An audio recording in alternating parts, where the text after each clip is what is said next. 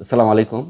যারা ধূমপান করেন তাদের স্বাস্থ্যগত অনেক সমস্যা দেখা দেয়। তার মধ্যে হার্টের সমস্যাটা একটি প্রকট সমস্যা হয়ে দাঁড়ায়। যে সেখানে দেখা যায় যে আপনার যে রক্তবহা যে নাড়িগুলো আছে সেইটা সংকোচন শক্তি এবং সম্প্রসারণ শক্তিটা এটা অনেকটা হ্রাস হয়ে যায়। সেক্ষেত্রে দেখা যায় যে বুক ধড়ফড় করে কিংবা অস্থিরতা বিরাজ করে।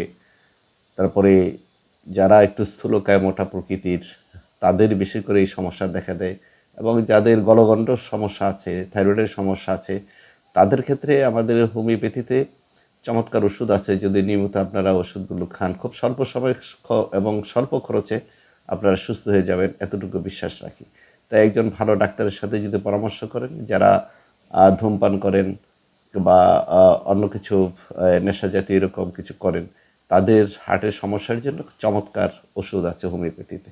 ধন্যবাদ।